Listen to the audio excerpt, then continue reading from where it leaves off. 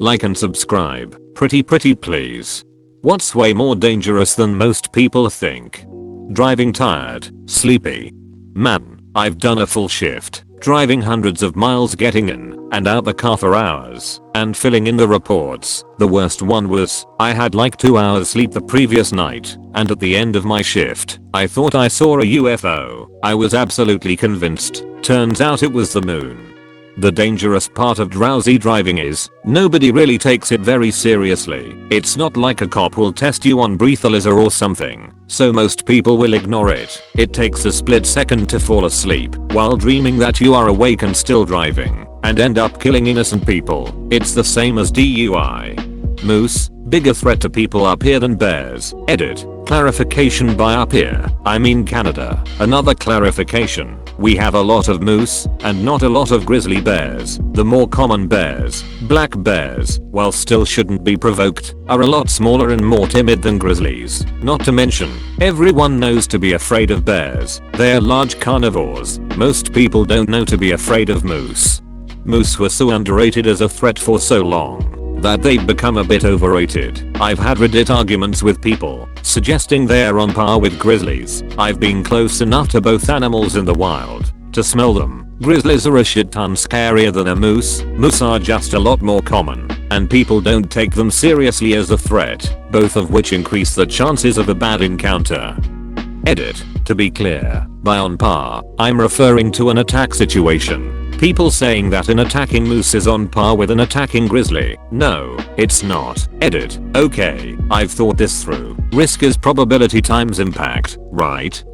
All I'm talking about here is impact. Moose definitely win on the probability side of things because of how common they are and how unpredictable they can be, and because grizzlies generally want to be left alone. So I'm clarifying my initial comment. In terms of risk equals P times I. Moose are probably a greater risk overall because there are like 20 of them for every grizzly in North America. And they are more likely to attack. But if the only question is, which one is more devastating to be attacked by, a moose or a grizzly, I'm definitely going with the grizzly. Listening to loud music using earbuds, or really any headphones, having permanent hearing damage sucks. M40, with the hearing of 70-year-old, tinnitus, constant ringing in both ears. Certain music can make it worse and drive me absolutely batty. Can't hear people at restaurants and bars. What? Protect your ears. People know that rip currents are dangerous, but don't think about them as a real threat often enough. I'm from Florida. My whole entire life, I was taught to swim parallel to shore when stuck in a rip current. They teach it in schools. There are commercials about it. The signs say it. You'd think it would be ingrained. But what does my grown ass do? The first time I got sucked into a rip current? Panicked my ass off and almost drowned. I got stuck in one as a kid, and I never knew about the parallel swimming. I was alone while it took me, but somehow, I instinctively knew I had to swim that way to get out. I ended up around 1 mile where I was. Shit is scary as fuck. Attempting to change garage door springs without knowing what you're doing can kill you. This is crazy. I had no idea. Me being cheap would probably try to do it on my own. Thanks for saving my life. Garage springs are under intense tension and can seriously fuck you up if you don't know what you're doing. Always get a pro for garage repair.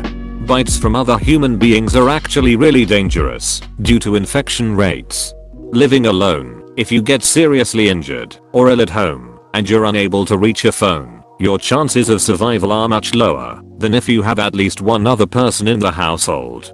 Towing a stuck car with a chain. There is a list of people who have died from having the chain come through the back window and kill them. If there's one thing I'll always stress, it's a real tow rope. Endless uses, not that expensive. You'll probably only ever need to buy one. They won't smash your skull in if they break.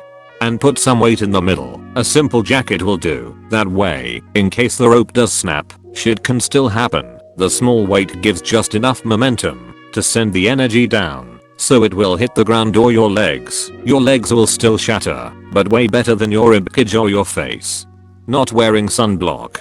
You reminded me of tanning beds. I despise them and think they should be illegal. People will go in them completely unprotected and get blasted with UV, all in the name of vanity. It's ridiculous. Driving, like you see the statistics of car crash deaths, but I don't think you ever truly realize how dangerous it is to simply drive somewhere, since it is such a routine thing. Misinformation. Facebook has entered the chat. Fox News has entered the chat. Reddit has entered the chat. Eating a lot of spinach, believe it or not, people have had kidney failure from 3 spinach smoothies in a day. This is due to the high levels of oxalic acid. Popey's gonna die soon.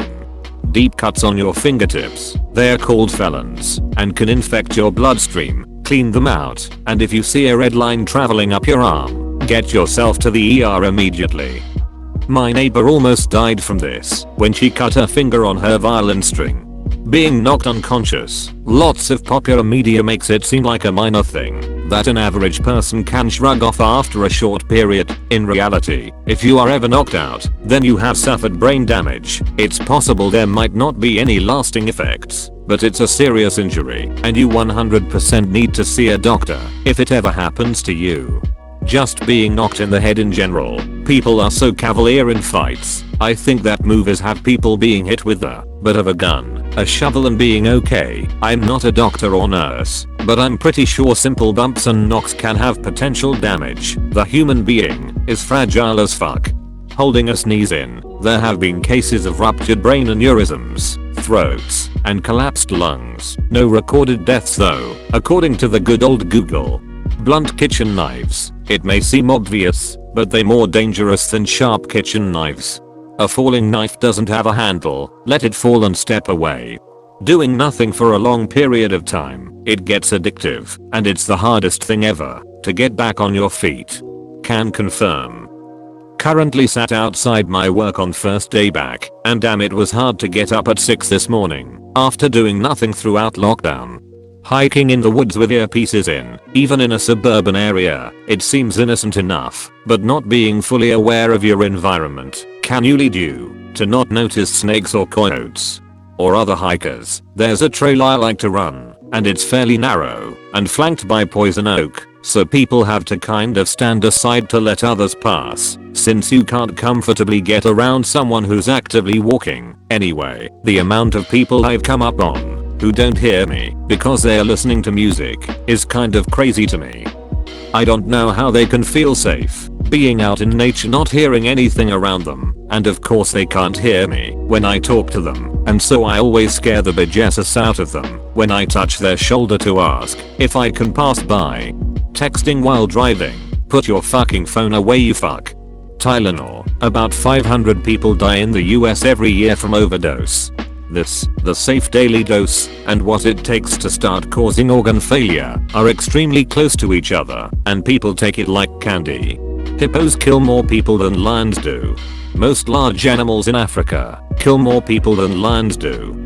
Yeah, but hippos are on another level. They and crocodiles keep swapping places with each other about being the biggest killers of men. Hippos average over 500 kills per year in Africa. Other large animals involving elephants, rhinoceros, or carnivores don't even come anywhere close to that number combined. A kind of random one, but don't eat uncooked slugs or snails. They can have parasites that will make you paralyzed and eventually kill you. An Australian kid died a couple of years ago from it. An awful way to go.